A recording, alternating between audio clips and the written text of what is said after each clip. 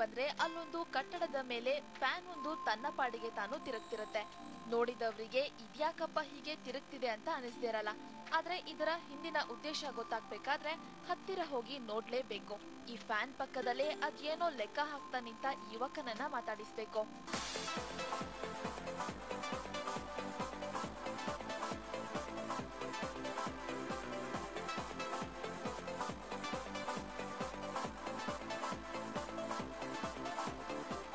Technical problems ಕೆಲವು face ಆದವು ನನಗೆ. ಅದು ತುಂಬ ನಾನು ಕಷ್ಟ ಬಿದ್ದವನ್ನೆಲ್ಲ ಸಾಲ್ವ್ ಮಾಡಿ ಹೊಸ ಹೊಸಂಥ ಆವಿಷ್ಕಾರದಂಥ ಬೇರಿಂಗ್ಗಳನ್ನೆಲ್ಲ ಯೂಸ್ ಮಾಡಿದ್ದೀನಿ. ಚೆನ್ನಾಗಿ ಪ್ರೊಡ್ಯೂಸ್ ಆಗ್ತಾಯಿದೆ. ನಮ್ಮ ಫ್ರೆಂಡ್ಸ್ಗಳೆಲ್ಲ ಸ್ವಲ್ಪ ಸಹಕಾರ ಕೊಟ್ಟರು. ಅದನ್ನು ಪೈಪ್ ಮೇಲೆ ನಿಲ್ಲಿಸಿ ಕರೆಕ್ಟಾಗಿ ನೆಕ್ಸ್ಟ್ ಇನ್ನು 8 ದಿವಸ ಕಳೆದ್ರೆ 1 ತಿಂಗಳಾಗುತ್ತೆ. ಇಷ್ಟರೊಳಗಡೆ 3,500 ಜನ ನನ್ನಲ್ಲಿ ಬಂದು ಎನ್ಕ್ವೈರಿ ಮಾಡಿದ್ದಾರೆ. ಅವಾಗ ಅನ್ನಿಸ್ತು ನಾನು ಬಿದ್ದಿದ್ದ ಶ್ರಮ 3 ವರ್ಷ ಬಿದ್ದಿದ್ದ ಶ್ರಮ ನನಗೆ ಸಾರ್ಥಕ ಆಗಿದೆ ಅಂತ ಹೇಳ್ಬಿಟ್ಟು. ನಿಮ್ಗೆ ಈಗಾಗಲೇ ಅರ್ಥ ಆಗಿರ್ಬೇಕು. ಸಿಂಪಲ್ ಆಗಿ ಹೇಳ್ಬೇಕಂದ್ರೆ ಇದೊಂದು ಗಾಳಿ ಯಂತ್ರ. ಇದರ ಮೂಲಕ ಕರೆಂಟ್ ತಯಾರಿಸೋದು ಶಾಂತರಾಜ್ ಪ್ರಯತ್ನ. ಈ ಪ್ರಯತ್ನದಲ್ಲಿ ಅದಾಗಲೇ ಶಾಂತರಾಜ್ ಸಕ್ಸಸ್ ಕೂಡ ಆಗಿದ್ದಾನೆ. ಎಲೆಕ್ಟ್ರಾನಿಕ್ಸ್ ಡಿಪ್ಲೊಮಾ ಓದಿರುವ ಶಾಂತರಾಜ್ಗೆ ಗಾಳಿಯಿಂದ ವಿದ್ಯುತ್ ಉತ್ಪಾದಿಸುವ ತಂತ್ರ ಮೊದಲೇ ತಿಳಿದಿತ್ತು. ಆದ್ರೆ ಅದನ್ನ ಪ್ರಾಯೋಗಿಕವಾಗಿ ತಾನೇ ಮಾಡೋ ಪ್ಲಾನ್ ಈತನದಾಗಿತ್ತು. 3 ವರ್ಷದ ಪರಿಶ್ರಮದ ಬಳಿಕ ಇದೀಗ ಈತನ ಪ್ರಯತ್ನ ಫಲಿಸಿದೆ.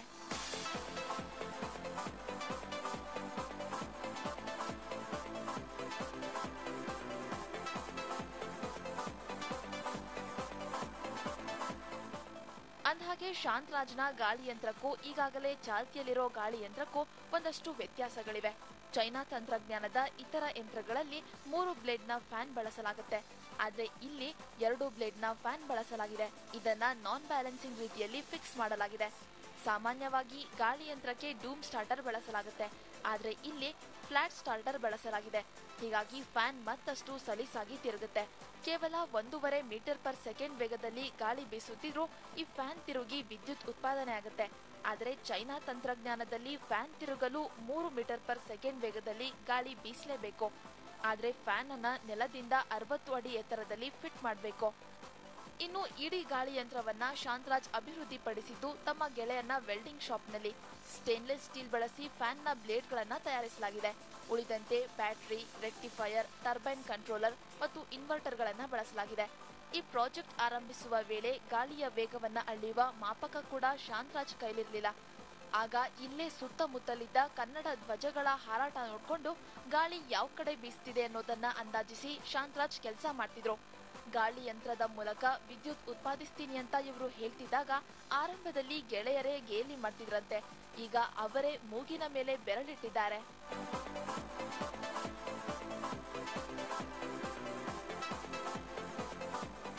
ರಾತ್ರಿ ಆಗಲೂ ತುಂಬ ಕಷ್ಟಪಟ್ಟು ಕರೆಂಟು ಪ್ರಾಬ್ಲಮ್ ಇರೋದ್ರಿಂದ ಈ ಥರ ಪ್ರಾಜೆಕ್ಟ್ ಮಾಡ್ಬೇಕಂದಲ್ಲಿ ತುಂಬ ಹೇಳ್ತಾ ಇದ್ರು ಎಲ್ಲ ಫ್ರೆಂಡ್ಗಳು.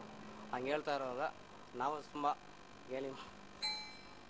ಗೇಲಿ ಮಾಡಿಕೊಂಡು ಇದೆಲ್ಲ ಆಗಲ್ಲ ನಿನ್ನ ಕೈಗೆ ಅಂತ ಹೇಳಿದ್ದು. ತುಂಬ ಶ್ರಮಣೆ ಪಟ್ಟು ಅವ್ರು ಬಂದು ರಾತ್ರಿಗಳು ಕಷ್ಟಪಟ್ಟು ತುಂಬಾ ಬಡತನದಲ್ಲಿರುವಾಗ ತುಂಬ ದುಡ್ಡು ಖರ್ಚು ಮಾಡಿ ಲಾಸ್ ಮಾಡಿ ಒಂದು ಸಾಧನೆ ಮಾಡಿದ್ದಾರೆ. ಒಟ್ನಲ್ಲಿ ಶಾಂತರಾಜ್ ಹೊಸ ತಂತ್ರಜ್ಞಾನ ಬಳಸಿಕೊಂಡು ಗಾಳಿಯ ಮೂಲಕ ವಿದ್ಯುತ್ ಉತ್ಪಾದಿಸುವಲ್ಲಿ ಯಶಸ್ವಿಯಾಗಿದ್ದಾರೆ. ತನ್ನ ಮನೆಗೆ ಅಗತ್ಯ ಕರೆಂಟ್ ಇದರಲ್ಲೇ ತಯಾರಾಗುತ್ತೆ. ಒಂದೆಡೆ ರಾಜ್ಯ ಸರ್ಕಾರ ವಿದೇಶಿ ತಂತ್ರಜ್ಞಾನ ಗಾಳಿ ಯಂತ್ರಗಳಿಗೆ ದೊಡ್ಡ ಮಟ್ಟದ ಬಂಡವಾಳ ಹೂಡಿದ್ರೂ ಅದರಿಂದ ನಿರೀಕ್ಷಿತ ಪ್ರಮಾಣ ವಿದ್ಯುತ್ ಉತ್ಪಾದನೆ ಆಗ್ತಿಲ್ಲ. ಇಂಥದ್ರ ನಡುವೆ ಶಾಂತರಾಜ್ ಅಭಿವೃದ್ಧಿಪಡಿಸಿರುವ ಸ್ವಂತದ ಗಾಳಿ ಯಂತ್ರ ಹೊಸ ಆಶಾಕಿರಣ ಹುಟ್ಟಿಸಿದೆ. ನಮ್ಮ ರಾಜ್ಯ ಎದುರಿಸುತ್ತಿರುವಂತಹ ವಿದ್ಯುತ್ ಕೊರತೆಯನ್ನ ನೀಗಿಸೋದಿಕ್ಕೆ ಇಂತಹ ಗಾಳಿ ಯಂತ್ರಗಳು ಸಹಕಾರಿಯಾಗಿದ್ದಾವೆ. ಈ ಯುವ ಸಾಧಕ ಮಾಡಿರ್ತಕ್ಕಂತಹ ಈ ಆವಿಷ್ಕಾರದಿಂದಾಗಿ ಒಂದು ಮನೆಗೆ ಬೇಕಷ್ಟು ವಿದ್ಯುತ್ ಅನ್ನ ಉತ್ಪಾದಿಸಬಹುದು. ಸರ್ಕಾರ ಈಗ ಮನಸ್ಸು ಮಾಡಿದ್ರೆ ಇದನ್ನ ಮತ್ತಷ್ಟು ಅಭಿವೃದ್ಧಿಪಡಿಸಿ ವಿದ್ಯುತ್ ಕೊರತೆಯನ್ನ ನೀಗಿಸುವಲ್ಲಿ ಮಹತ್ವದ ಪಾತ್ರವನ್ನ ನಿಭಾಯಿಸಬಹುದು. ಕ್ಯಾಮರಾ ಪರ್ಸನ್ ಸಂತೋಷ್ ಜೊತೆ ಹರಿಪ್ರಸಾದ್, TV9 ಬೆಂಗಳೂರು. ಬನ್ನಿ ಇದ್ರ ಬಗ್ಗೆ ಮಾತಾಡಲಿಕ್ಕೆ ಸ್ವತಃ ಶಾಂತರಾಜ್ ಇವತ್ತು ನಮ್ಮ ಜೊತೆಗಿದ್ದಾರೆ. ಶಾಂತರಾಜ್ ಪವನಶಕ್ತಿ ಯಂತ್ರವನ್ನ ತಯಾರಿಸಿದಂಥವರು. ಮತ್ತೊಬ್ಬರಿದ್ದಾರೆ NK ಪಯ್ಯನ್ನವರ್ ಉಪಮಹಾಪ್ರಬಂಧಕರು ಪವನಶಕ್ತಿ ವಿಭಾಗ. ಶಾಂತರಾಜ್ ನಮ್ಮ ಸ್ಟುಡಿಯೋಕ್ಕೆ ತಮಗೆ ಸ್ವಾಗತ. ಅದೇ ರೀತಿ NK ಪಯ್ಯನ್ನವರ್ ಇದ್ದಾರೆ. NK ಪಯ್ಯನ್ನವರೇ ತಮಗೂ ಕೂಡ ನಮ್ಮ ಸ್ಟುಡಿಯೋಕ್ಕೆ ಸ್ವಾಗತ. ನನ್ನ ಮೊದಲನೇ ಪ್ರಶ್ನೆ ಶಾಂತರಾಜ್ ಅವರಿಗೆ, ಮೊದಲು ನಿಮಗೆ ಕಾಂಗ್ರ್ಯಾಚುಲೇಷನ್ಸ್. ಯಾಕಂದ್ರೆ ಇಂಥ ಒಂದು ಯಂತ್ರವನ್ನ ನೀವೇ ಖುದ್ದಾಗಿ ತಯಾರಿಸಿರೋದಕ್ಕೆ ಹೇಗೆ ಈ ಕಾನ್ಸೆಪ್ಟ್ ಬಂತು ನಿಮ್ಮ ತಲೆನಲ್ಲಿ ಅಂತ? ಸರ್, ನನಗೆ ಚಿಕ್ಕ ವಯಸ್ಸಲ್ಲೇ ತಂದೆ ತೀರೋಗ್ಬಿಟ್ರು. ಸೆಲ್ಫಾಗಿ ಕೆಲಸ ಮಾಡೋ ಅಂಥ ಒಂದು ಪರಿಸ್ಥಿತಿ ಬಂದ್ಬಿಡ್ತು. ಸೊ ಗೋವಾಗೆ ಹೋದೆ. ಗೋವಾದಲ್ಲೂ ನನಗೆ ಸೆಟ್ ಆಗಿಲ್ಲ. ನಮ್ಮ ತಂದೆಯವರು ವಾಪಸ್ ರಿಟರ್ನ್ ಬಾ ಅಂತ ಹೇಳಿದ್ರು. ಮತ್ತೆ ಹಾಸ್ಪಿಟಲ್ ಅನಾರೋಗ್ಯದ ಸ್ಥಿತಿ ಹೋದ್ರು. ಯಾರ್ದೋ ಕೈ ಕೆಳಗಡೆ ಕೆಲಸ ಮಾಡೋಂಥ ಅನಿವಾರ್ಯ ಪರಿಸ್ಥಿತಿ ಬಂದ್ಬಿಡ್ತು. ಹಿಂಗೆ ಕೆಲಸ ಮಾಡ್ಕೊಂಡು ಹೋಗ್ತಾ ಇದೆ. ಡಿಪ್ಲೊಮಾ ಎಲೆಕ್ಟ್ರಾನಿಕ್ಸ್ ಮಾಡಿ ಈಗಿನ ಕಾಲದಲ್ಲಿ ನಾವು 3,000-4,000 ರೂಪಾಯಿ ಸಂಬಳ. ಇನ್ನು IT ಕಂಪ್ನಿಗಳು ಏನೂ ಬಂದಿರಲಿಲ್ಲ 97ರಲ್ಲಿ. ಇನ್ನು ಸ್ಟಾರ್ಟಿಂಗ್ ಇನ್ನು ಕಾಲಿಕ್ತಾ ಇದ್ವು.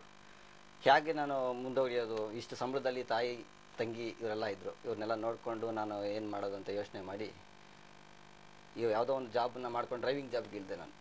First of all bus driver ಆಗಿ, ಟೂರಿಸ್ಟ್ ಡ್ರೈವರ್ ಆಗಿ ನಾನು ಸಿದ್ಧಗಂಗಾ ಟ್ರಾವೆಲ್ಸು ಮತ್ತು ಬ್ಲೂ ಲೈನ್ಸ್ ಮತ್ತು ಗೋವಾದ ಪೋಲೋ ಟ್ರಾವೆಲ್ಸ್ ಇಲ್ಲಿ ಒಳ್ಳೆ ಹೆಸರು ಮಾಡ್ಕೊಂಡು ಇಲ್ಲಿ ಕೆಲಸ ಮಾಡ್ತಾ ಏನಾದರೂ ಒಂದು ಮಾಡಬೇಕು, ಮುಂದೆ ಮುಂದುವರಿಸ್ಬೇಕು ಅಂತ ಹೇಳ್ಬಿಟ್ಟು ಜೊತೆಯಲ್ಲಿ ರೆಫ್ರಿಜರೇಷನ್, ಥರ್ಮೋ ಕಂಟ್ರೋಲ್ಸು, ಬೇರೆ ಬೇರೆ ಮಿಷನರೀಸ್ನ ಪಾರ್ಟ್ ಟೈಮ್ ಆಗಿ ನೈಟಲ್ಲಿ ಗಾಡಿ ಓಡಿಸೋದು, ನೈಟ್ ಸರ್ವಿಸ್ ಮಾಡೋದು, ಡೇನಲ್ಲಿ ಇದು ರಿಪೇರಿ ಮಾಡ್ಕೊಂಡು ಈ ಥರ ಜೀವನ ಸಾಗಿಸ್ತಾ ಬಂದೆ. ಕೊನೆಗೆ ಏನಾಯಿತು, ಎಲ್ಲ ಫ್ರೆಂಡ್ಸ್ಗಳು ಬಯೋ ಶುರುವಾದರು. ನೀನು ಚಿಕ್ಕವನಿಂದ ಏನಾದರೂ ಮಾಡ್ತಾ ಇದೆಯಾ, ಏನಾದರೂ ಒಂದು ಮಾಡು ಅಂತ. ನಮ್ಮ ರಾಜ್ಯದಲ್ಲಿ, ದೇಶದಲ್ಲಿ ಕರೆಂಟಿನ ಅಭಾವ ತುಂಬ ಇದೆ. ಅದಕ್ಕೋಸ್ಕರ ನಾನು ಸೋಲಾರ್ ಸಿಸ್ಟಮಲ್ಲಿ ಏನಾದರೂ ಒಂದು ಆವಿಷ್ಕಾರ ಮಾಡೋಣ ಅಂತ ಹೊರಟೆ. ಅದು ಯೋಚನೆ ಮಾಡಿದ್ರೆ ಸೂರ್ಯ ಇರಬೇಕು, ಅದೆಲ್ಲ ಆಗಬೇಕು, ತೊಂದರೆ ಅದು ಅಂತ ಹೇಳ್ಬಿಟ್ಟು ವಿಂಡ್ ಎನರ್ಜಿನ ತೊಗೊಂಡೆ. ವಿಂಡ್ ಎನರ್ಜಿ ತೊಗೊಂಡ್ರೆ ಈಗ 3 ಮೀಟರ್ ಫರ್ ಸೆಕೆಂಡ್ಸ್ ಇದ್ರೆ ಮಾತ್ರನೇ ಈಗ ವಿಂಡ್ ಎನರ್ಜಿ ಚೈನಾದು ಅದೆಲ್ಲ ರನ್ ಆಗೋದು. ಸೊ ಇದರಲ್ಲಿ ಏನಾದರೂ ಒಂದು ಆವಿಷ್ಕಾರ ಮಾಡಿಬಿಟ್ಟು ಕಮ್ಮಿ ನಮ್ಮಲ್ಲಿ ಸಿಕ್ಕಂಥ ಎನರ್ಜಿಯಲ್ಲಿ ನಾವು ಉಪಯೋಗಿಸ್ಕೊಳ್ಳೋಣ ಅಂತ ಹೇಳ್ಬಿಟ್ಟು ಕೈ ಹಾಕಿದಾಗ ನನಗೆ ಒಂದು ಈ ಯಂತ್ರ ಒಂದು 3 ವರ್ಷದ ಪ್ರತಿಫಲದಲ್ಲಿ ಸ್ವಲ್ಪ ಸುಣ್ಣ ಆಗೋಗ್ಬಿಟ್ಟಿದ್ದೀನಿ ಸರ್. ಆ ಮಟ್ಟಕ್ಕೆ ತಂದು ಇದನ್ನು ನಿಲ್ಲಿಸಿದ್ದೀನಿ ನಾನು ಇಲ್ಲಿ. ಅಂತೂ ಬೆಳಕನ್ನು ಕಂಡ್ರಲ್ಲ ಲಾಸ್ಟಿಗೆ. ಅದು ಬೆಳಕು ಕಾಣೋಷ್ಟಕ್ಕೆ ಮನೆಯಿಂದ ಸುತ್ತ ಸ್ನೇಹಿತರಿಂದ ನಾನು ಅನುಭವಿಸಿರೋಂಥ ಇದು ಒಂದ್ ಕಡೆ ಅವರು ನನ್ನ ಏನ್ ಬೈದಿದ್ದಾರೆ ಅದು ಒಳ್ಳೇದಕ್ಕೇನೆ, ಇಲ್ಲ ಅಂತ ಹೇಳೋದಿಲ್ಲ. ಇವತ್ತು ಒಂದು ಈ ಕಾರಣಕ್ಕೆ ಬರೋದಕ್ಕೆ ಕಾರಣ ಅಲ್ಲ, ನನ್ನ ಸ್ನೇಹಿತರು ಅಂತಾನು ಹೇಳ್ಬೋದು. ಈಗ ಸಾಧಕರಿಗೆ ಟೀಕೆಗಳು ಅತ್ಯಂತ ಸಹಜ ಶಾಂತರಾಜ್. ಇಲ್ಲ, ಟೀಕೆಗಳಿಂದನೂ ನಾವು ಬುದ್ಧಿ ಕಲ್ತ್ಕೋಬಹುದು. ನಿಜ ನಿಜ, ಒಳ್ಳೆ ಮಾತನ್ನು ಹೇಳಿದ್ರಿ. ಮತ್ತಷ್ಟು ನಿಮ್ಮ ಜೊತೆ ನಾನು ಮಾತಾಡ್ತೀನಿ. ಪಯನ್ನವ್ರು ಏನ್ ಹೇಳ್ತೀರಿ ಶಾಂತರಾಜ್ ಅವರ ಸಾಧನೆಗೆ? ಶಾಂತರವರ ಸಾಧನೆಯನ್ನು ನಾನು ಇವಾಗ ತಮ್ಮ ಟಿವಿ ಮುಖಾಂತರ ನಾನು ನೋಡಿದೆ, ಮತ್ತು ಇವತ್ತು ಬೆಳಗ್ಗೆ ತಮ್ಮ ಟಿವಿ ಮುಖಾಂತರ ನನಗೆ ಕಾಂಟ್ಯಾಕ್ಟ್ ಮಾಡಿ ಹೇಳಿದಾಗ ನನಗೆ ತುಂಬ ಮೆಚ್ಚುಗೆ ಆಯಿತು. ಮತ್ತು ನಮ್ಮ ಇಲಾಖೆ ಪರವಾಗಿ ಮತ್ತು ನನ್ನ ಪರವಾಗಿ ಅವರಿಗೆ ನಾನು ಅಭಿನಂದನೆ ಸಲ್ಲಿಸ್ತೀನಿ. ಯಾಕೆಂದರೆ ಈ ಟೆಕ್ನಾಲಜಿ ಆ್ಯಕ್ಚುಲಿ ನಮ್ಮಲ್ಲಿ ಇದೆ ಆ್ಯಕ್ಚುಲಿ. ಸೊ ಇವ್ರು ಏನು ಮಾಡಿದ್ದಾರೆ, ಹೊಸ ಒಂದು ನವೀನ ಒಂದು ಬ್ಲೇಡ್ ಎಲ್ಲ ಡಿಸೈನ್ ಮಾಡಿದ್ದಾರೆ. ಡಿಸೈನ್ ಮಾಡಿ ತಮ್ಮದೇ ಆದಂಥ ಒಂದು ಇನೋವೇಷನ್ ಸ್ಟೈಲ್ನಲ್ಲಿ ಅದನ್ನು ಗಾಳಿಯಲ್ಲಿ ಇರುವಂಥ ಒಂದು ಶಕ್ತಿಯನ್ನು ಉಪಯೋಗಿಸಿ, ಹೆಚ್ಚಿನ ಪ್ರಮಾಣದಲ್ಲಿ ಶಕ್ತಿ ಉಪಯೋಗಿಸಿ ಜನರೇಟರ್ಗೆ ಕನೆಕ್ಟ್ ಮಾಡಿರೋದ್ರಿಂದ ಜನರೇಟರ್ ಫಾಸ್ಟಾಗಿ ರೋಟೇಟ್ ಆಗ್ತಾ ಇದೆ. ಯಾಕಂದರೆ ಕಡಿಮೆ ವಿಂಡ್ ಸ್ಪೀಡ್ ಇರೋದ್ರಿಂದ ಈಗೆಲ್ಲ ಸಿಟಿಯಲ್ಲೆಲ್ಲ ಏನಾಗುತ್ತೆ, ಗ್ರೌಂಡ್ ಲೆವೆಲ್ ಮತ್ತು ಬಿಲ್ಡಿಂಗ್ ಆ್ಯಂಡ್ ಅಬೋವ್ ಏನಾಗುತ್ತೆ, ಗಾಳಿ ಪ್ರಮಾಣ ಸ್ವಲ್ಪ ಕಡಿಮೆ ಇರುತ್ತೆ. ಬಿಲ್ಡಿಂಗ್ ಅಬೋವ್ ಆದಾಗ ಸ್ವಲ್ಪ ಗಾಳಿ ಪ್ರಮಾಣ ಚೆನ್ನಾಗಿರುತ್ತೆ. ಸೊ ಅಲ್ಲಿ ಅಂಥ ಒಂದು ಕಡಿಮೆ ಗಾಳಿ ಪ್ರಮಾಣ ಇದ್ರೂ ಕೂಡ ಅದು ವರ್ಕ್ ಆಗ್ತಾ, ತುಂಬ ಚೆನ್ನಾಗಿ ವರ್ಕ್ ಆಗ್ತಾ ಇದೆ ನೋಡಿದ್ರೆ ನಿಜಕ್ಕೂ ನನಗೆ ತುಂಬ ಸಂತೋಷ ಆಯಿತು. ಮತ್ತು ಇದು ಅದರಲ್ಲಿ ಇನ್ನೂ ಏನು ಸಂಶೋಧನೆ ಮಾಡಿ ಇನ್ನೂ ಇಂಪ್ರೂವ್ಮೆಂಟ್ ಮಾಡಬೇಕು ಅಂತದ್ದು ನಾವು ಪುನಃ ಪ್ರತ್ಯಕ್ಷ ನೋಡಿ ನಾವು ಇನ್ನೂ ಸಲಹೆ ಕೊಡ್ಬೋದು ಅವರಿಗೆ. ಓಕೆ, ಮತ್ತಷ್ಟು ನಿಮ್ಮ ಜೊತೆ ನಾನು ಚರ್ಚೆ ಮಾಡ್ತೀನಿ. ಸಣ್ಣ ಬ್ರೇಕ್ ನಂತರ ಚರ್ಚೆ ಮುಂದುವರಿಯುತ್ತೆ.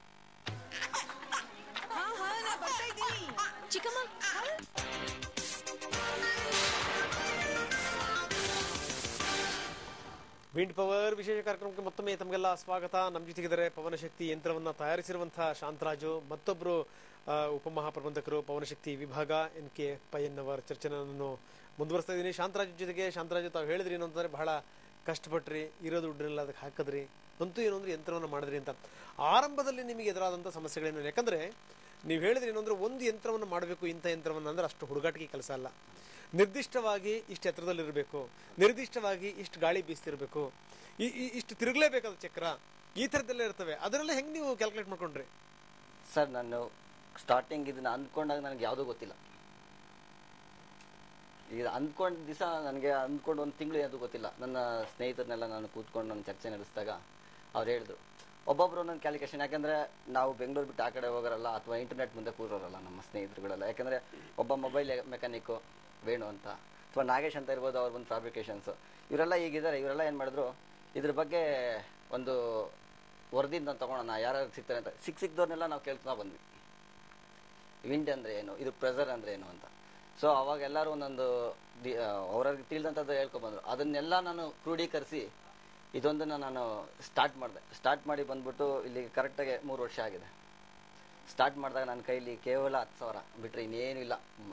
ಕೆಲಸ ಬಿಡಬೇಕು, ಕೆಲಸ ಇದು ಮಾಡಬೇಕು, ನೈಟು ಹೋಗೋಕ್ಕಾಗಲ್ಲ. ಡೇ ಎಲ್ಲ ಸಾಮಾನುಗಳು ಹೋಗೋದು, ಮಾರ್ಕೆಟ್ಗೆ ಹೋಗೋದು, ಒಂದೊಂದು ಸಾಮಾನು ಎತ್ಕೋರೋದು ಎಲ್ಲ ಅದಕ್ಕೆ ಅದು ಮ್ಯಾಚ್ ಆಗಲ್ಲ, ತಿರ್ಗಿ ಬಿಸಾಕೋದು. ಅಲ್ಲ, ಹೆಂಗೆ ಇಂಥದನ್ನೇ ಬಳಸಬೇಕು ಅಂತ ಹೆಂಗೆ ಗೊತ್ತಾಯ್ತು ನಿಮಗೆ ಅಂತ? ಅಂದರೆ ನಾನು ಡಿಪ್ಲೊಮಾ ಓದಿರೋದ್ರಿಂದ, ಈಗ DC ಮೋಟರ್ಸ್ ಎಲೆಕ್ಟ್ರಾನಿಕ್ಸ್ ಮಾಡೋದ್ರಿಂದ ಈ ಕೆಲವು ಥಿಯರಿಗಳು ಗೊತ್ತಿದೆ.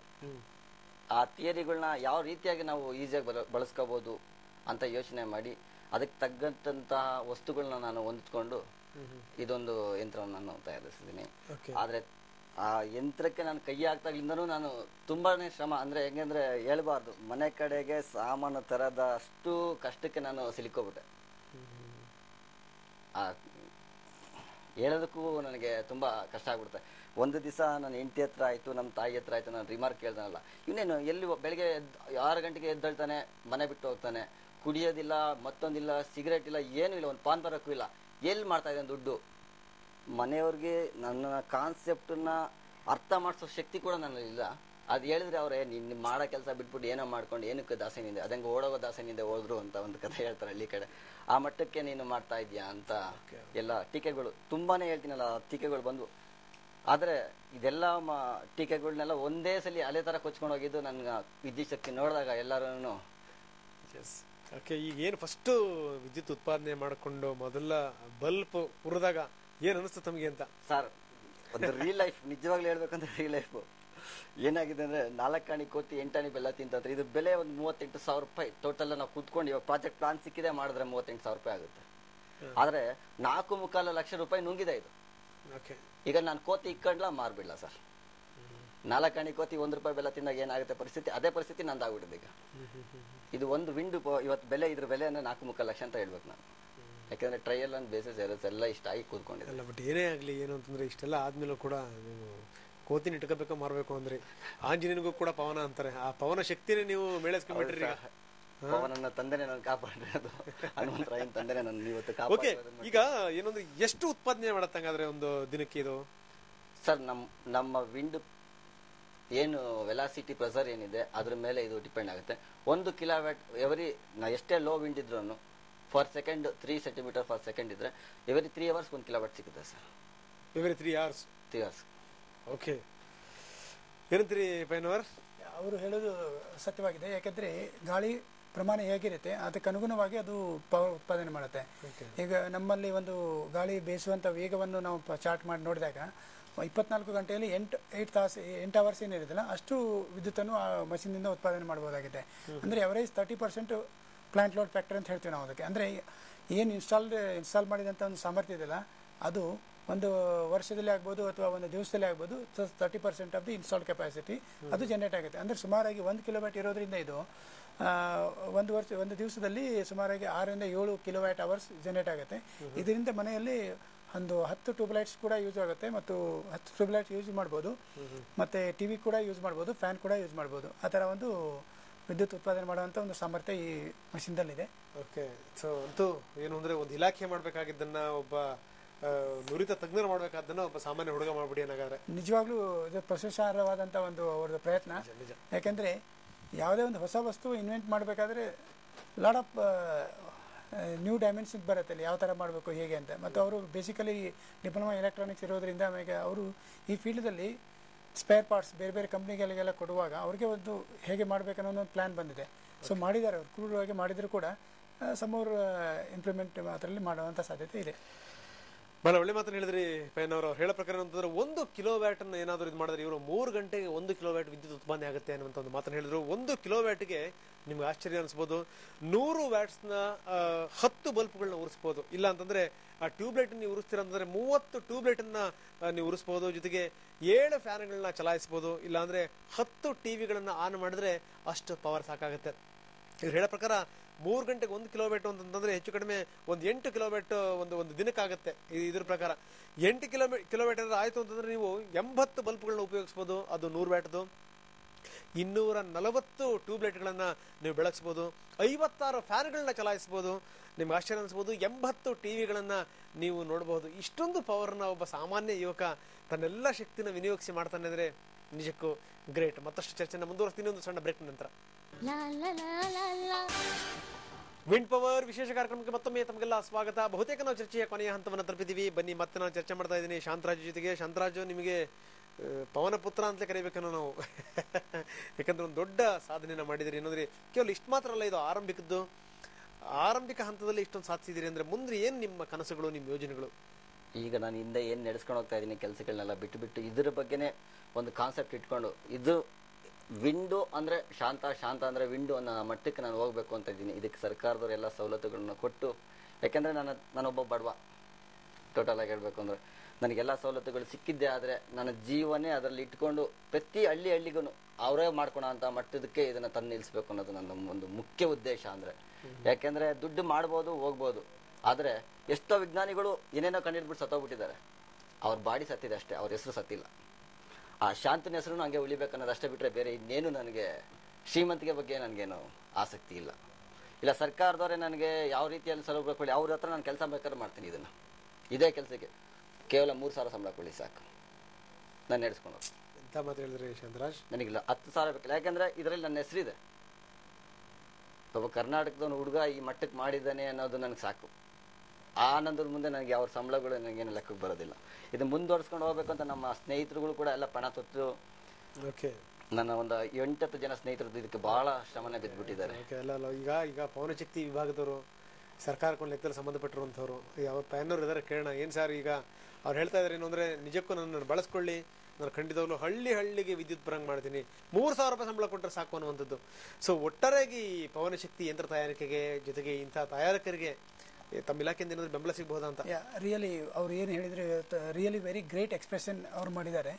ಸೊ ಇಂಥ ಒಂದು ನಮ್ಮ ಇಲಾಖೆ ವತಿಯಿಂದ ಹೇಳಬೇಕಂತಂದರೆ, ನಮ್ಮದು ಕರ್ನಾಟಕ ನವೀಕರಿಸಬಹುದಾದ ಇಂಧನ ಅಭಿವೃದ್ಧಿ ನಿಯಮಿತ ಯಾವುದು ಹೊಸ ಯೋಜನೆಗಳಿದ್ದರೆ ಅದನ್ನು ಸಪೋರ್ಟ್ ಕೂಡ ಮಾಡ್ತೀವಿ.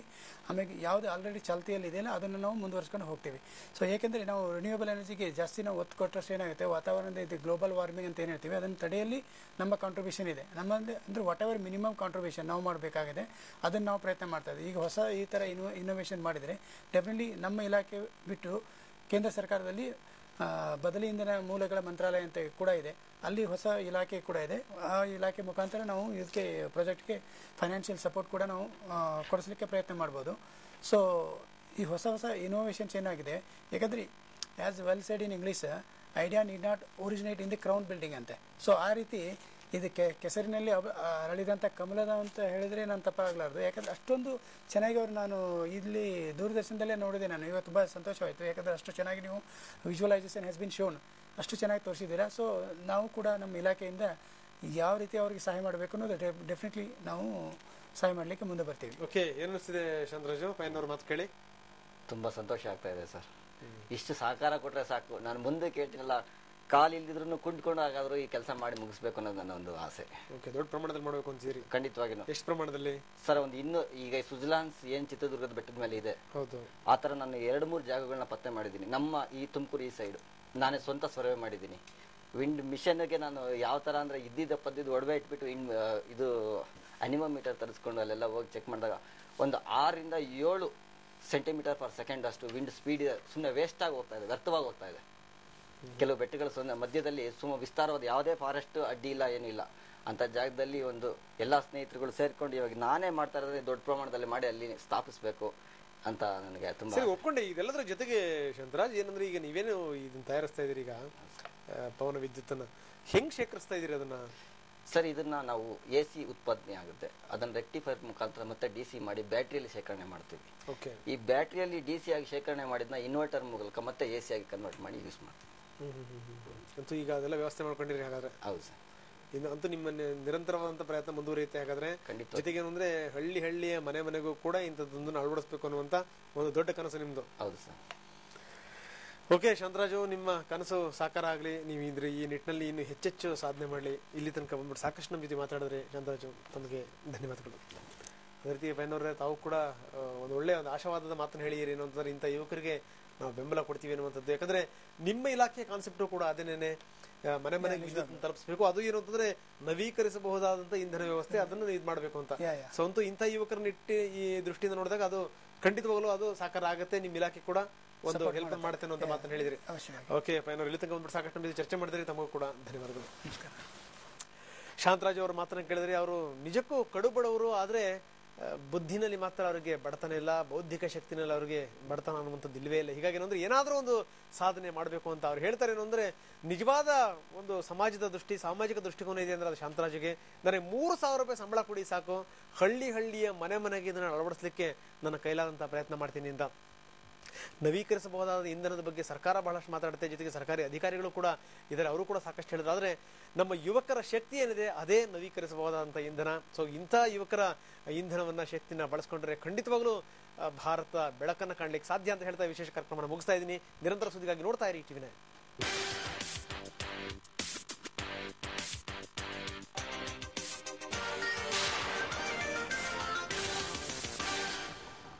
ಈ ಕಾರ್ಯಕ್ರಮದ ಸಹ